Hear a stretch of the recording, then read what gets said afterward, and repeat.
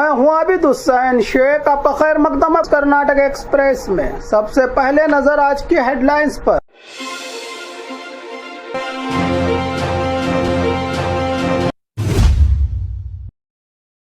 मुस्लिम student को terrorist कहने पर professor suspend. DIG Alok Kumar को बदनाम करने की कोशिश, कैदी पकड़े गए जेल में। राशन के चावल की कालाबाजारी, रायचूरू कोप्पड़ में बड़े लेवल पर स्मगलिंग, लाखों का माल जब्त। जमीर अहमद खान के खिलाफ गो बैक नारे, मुस्लिम समाज में मतभेद। एमएलए यत्नाल ने खुद पढ़ी है मेरे साथ नमाज, एमबी पाटिल का बयान। आईपीएल मैच के बाद भीड़ में चोरी, बेंगलुरु स्टेडियम के बाहर 15 से ज्यादा मोबाइल चोरी की वारदातें। चैन स्नैचिंग केस, पुलिस की तेजी से एक्शन, 2 आरोपी अरेस्ट। पुलिस का बड़ा एक्शन, 110 चोरी हुए मोबाइल पहुंचाए हकदारों को। खबरें विस्तार से। मुस्लिम स्टूडेंट को टेररिस्ट कहने पर प्रोफेसर सस्पेंड। बेंगलुरु की प्रसिद्ध पीईएस यूनिवर्सिटी में एक बड़ा कंट्रोवर्शियल मामला सामने आया है। एक प्रोफेसर पर मुस्लिम स्टूडेंट के खिलाफ गैर मुनासिब और कम्युनल रिमार्क्स करने का आरोप लगा है। ये मामला मंगलवार का बताया जा रहा है, जब स्टूडेंट आफान ने क्लास से बाहर जाने की परमिशन मांगी। आरोप है कि प्रोफेसर डॉक्टर मुरलीधर देशपांडे ने गुस्से में आकर उसे सबके सामने टेररिस्ट कह दिया। ये बात कई बार दोहराए जाने की भी जानकारी मिल रही है। क्लासरूम का वीडियो भी सामने आया है, जो किसी स्टूडेंट ने पीछे बैठकर बनाया है। प्रोफेसर चिल्लाते हुए नजर आ रहे हैं इस वायरल वीडियो वायरल होने के बाद स्टूडेंट और पब्लिक में काफी गुस्सा देखने को मिला। आरोप ये भी है कि प्रोफेसर ने और भी कंट्रोवर्शियल बातें कही क्लासरूम में, जैसे ईरान वार का जिक्र करते हुए ब्लेम करना और डोनाल्ड ट्रंप का नाम लेते हुए रिमार्क्स देना। विवाद बढ़ने के बाद यूनिवर्सिटी ने तुरंत एक्शन लेते हुए प्रोफेसर को सस्पेंशन पर रख दिया है और इंक्वायरी शुरू कर दी है। वाइस चांसलर ने कहा है कि पूरे जांच के बाद जरूरी डिसिप्लिनरी एक्शन लिया जाएगा प्रोफेसर के खिलाफ। इसी बीच national student union of India ने पुलिस कंप्लेंट फाइल करके सख्त एक्शन और पब्लिक अपॉलॉजी की डिमांड की है। प्रोफेसर से फिलहाल ये मामला एजुकेशन इंस्टीट्यूशन में बिहेवियर और सेंसिटिविटी पर एक बड़ा सवाल खड़ा कर रखा है। डीआईजी आलोक कुमार को बदनाम करने की कोशिश, कैदी पकड़े गए जेल में। बेंगलुरु के परप्पन अग्रहार सेंट्रल जेल से एक बड़ी साजिश का खुलासा हुआ है। जेल के कुछ कैदियों ने डीआईजी आलोक कुमार को बदनाम करने के लिए फेक वीडियो बनाया और वायरल किया। वीडियो में कैदियों ने यह आरोप लगाया कि उनको मोबाइल और सारी फैसिलिटीज जेल के अंदर डीआईजी आलोक कुमार ही दी हैं, लेकिन जांच के बाद सच सामने आ गया। पुलिस और जेल संबंधित अधिकारियों ने तुरंत एक्शन लेते हुए सर्च ऑपरेशन चलाया। जेल के कोने कोने में इसी दौरान पता चला कि कैदियों ने मोबाइल फोन्स को प्लास्टिक कवर में लपेटकर टॉयलेट पाइप के अंदर छुपा रखा था। इस केस में अभिषेक और दर्शन समेत कुछ कैदी पकड़े गए हैं। इन्होंने जानबूझकर झूठी कहानी बनाकर वीडियो वायरल किया था। अधिकारियों ने सभी इन्वॉल्व कैदियों को अलग अलग बैरक में शिफ्ट कर दिया है और उनके खिलाफ इलीगल मोबाइल यूज और झूठी जानकारी फैलाने का केस दर्ज हुआ है। साथ ही ड्यूटी में लापरवाही के चलते 3 वार्डर्स को भी सस्पेंड किया गया है। डिपार्टमेंट की ओर से शुरुआती इन्वेस्टिगेशन से ये भी सामने आया है कि कैदियों ने ये साजिश इसलिए रची क्योंकि डीआईजी आलोक कुमार ने जेल में स्ट्रिक्ट रूल्स लागू किए थे। फिलहाल पुलिस इस पूरे मामले की गहराई से जांच कर रही है।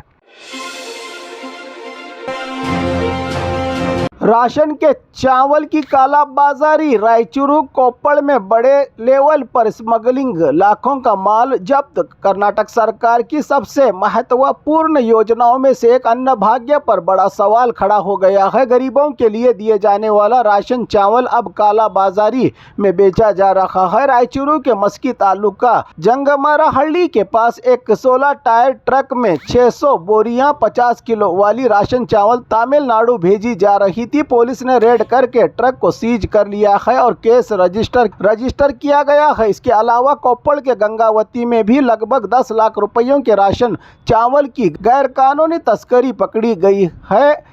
जानकारी के मुताबिक ट्रक को रोककर पुलिस को हैंडओवर किया गया। राशन के चावल की लारी को रिपोर्ट के मुताबिक ये चावल गरीब लोगों तक पहुंचने की बजाय ब्लैक मार्केट और गोदाम तक पहुंच रहा था। कुछ जगहों पर सियासी लिंक होने का भी शक जताया जा रहा है। इस धंधे में संबंधित अधिकारी अब इस बात की जांच कर रहे हैं कि यह सच में राशन चावल है या नहीं और इसके पीछे कौन लोग शामिल हैं। बार बार ऐसे मामले सामने आने से ये सवाल उठ रहा है कि क्या सरकार अपनी सबसे बड़ी योजना को गलत इस्तेमाल होने से रोक पा रही है या नहीं।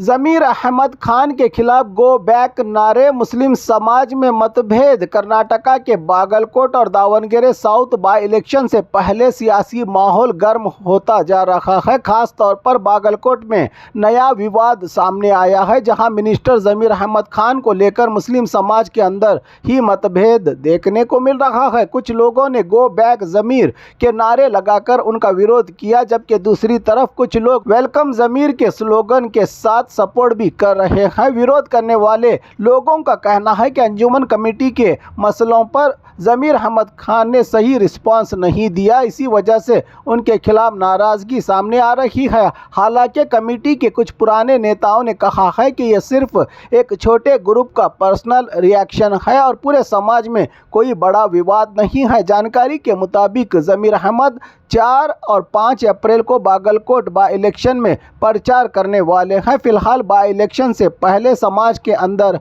ही बंटवारे वाला सियासी माहौल इलेक्शन को और भी दिलचस्प बना रहा है।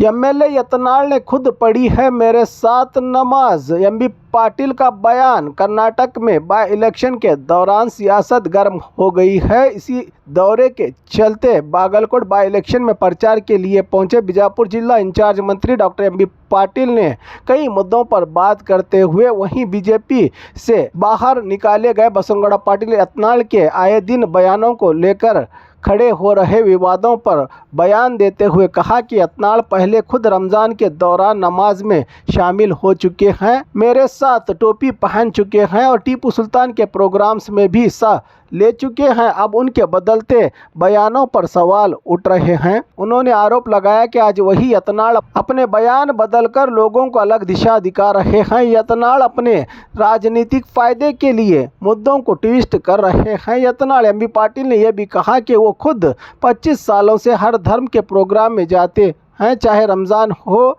या जैन समाज हो या अन्य धार्मिक कार्यक्रम। उनका कहना है कि सियासत में सभी धर्मों का सम्मान जरूरी है, लेकिन कुछ लोग सिर्फ राजनीति के फायदे के लिए बयान बदलते हैं। फिलहाल इस बयान के बाद कर्नाटक की सियासत में एक बार फिर गर्माहट बढ़ गई है बाई इलेक्शन में चल रही बयानबाजियों को लेकर। आईपीएल मैच के बाद भीड़ में चोरी, बेंगलुरु स्टेडियम के बाहर 15 से ज़्यादा मोबाइल चोरी की वारदातें। बेंगलुरु के चिन्नास्वामी स्टेडियम में आईपीएल मैच के बाद एक चौंकाने वाले मामले सामने आए हैं। एक तरफ आरसीबी के जीत का जश्न, मैच खत्म होने के बाद जब लोग स्टेडियम से बाहर निकल रहे थे, तब भीड़ का फायदा उठाकर चोरों ने अपना हाथ साफ किया। रिपोर्ट्स के मुताबिक 15 से ज़्यादा मोबाइल चोरी के केसेस सामने आए हैं। साथ ही पिक पॉकेटिंग की भी कई इंसिडेंट रिपोर्ट हुई हैं। सबसे ज़्यादा चोरी गेट नंबर 3 के पास होने की बात सामने आई है। कुछ लोगों ने सीधा कब्बन पार्क पुलिस स्टेशन में जाकर कंप्लेंट दी, तो वहीं जबकि कुछ ऑनलाइन ऐप के जरिए रिपोर्ट किया है। चोरी की वारदातों का पुलिस अब सीसीटीवी फुटेज चेक कर रही है और आरोपियों की तलाश जारी है। सवाल ये उठ रहा है कि इतनी टाइट सिक्योरिटी के बावजूद भी चोर कैसे सफल हो गए। चोरी की वारदात में भीड़ वाले इवेंट्स में लोगों को अब ज़्यादा सतर्क रहने की ज़रूरत है। पिछली बार आरसीबी के फैंस को भगदड़ का झटका लगा था, इस बार चोरी की वारदातों से सहम गए हैं fans. Chain snatching case, police की तेजी से एक्शन, 2 आरोपी अरेस्ट। कल बेंगलुरु का ग्रामीण इलाका नेलमंगला में हुए चैन स्नैचिंग की घटना में पुलिस ने तुरंत एक्शन लेते हुए 2 आरोपियों को गिरफ्तार कर लिया है। ये घटना गुड्डेमारनहल्ली हैंड पोस्ट के पास हुई थी, जहां एक महिला बेकरी के बाहर खड़ी थी। तभी चोरों ने अचानक उन पर हमला करके उनका सोने के मंगलसूत्र की चेन झटके से छीन लिया और भाग गए थे। पीड़ित महिला अंबिका का लगभग 55 ग्राम चैन लूट लिया गया था सोने का। चोरों ने पुलिस ने सीसीटीवी और लोकल खबरियों के बेस पर तेज ऑपरेशन चलाया और 2 आरोपी श्रीनिवास और मुत्तुराज को पकड़ लिया है। पुलिस के मुताबिक दोनों आरोपी आदतन चोरी के जरिए फ्रेंड्स बने हो सकते हैं। इनसे जुड़ी और भी कई चोरी की वारदातें सामने आने की उम्मीद जताई जा रही है। इस इंसिडेंट के बाद पुलिस ने लोगों से भीड़ भाड़ वाली जगहों पर सतर्क रहने की अपील की है। पुलिस का बड़ा एक्शन, 110 चोरी हुए मोबाइल पहुंचाए हकदारों को।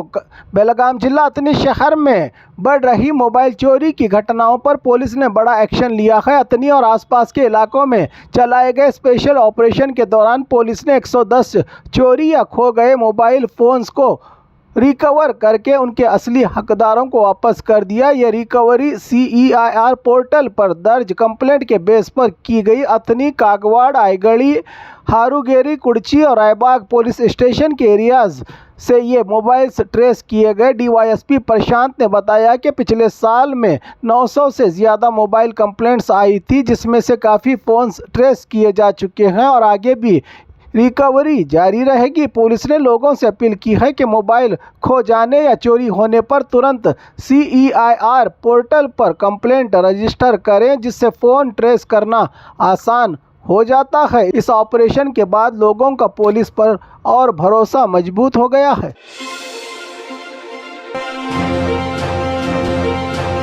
और खबरों के लिए देखते रहिए कर्नाटक एक्सप्रेस।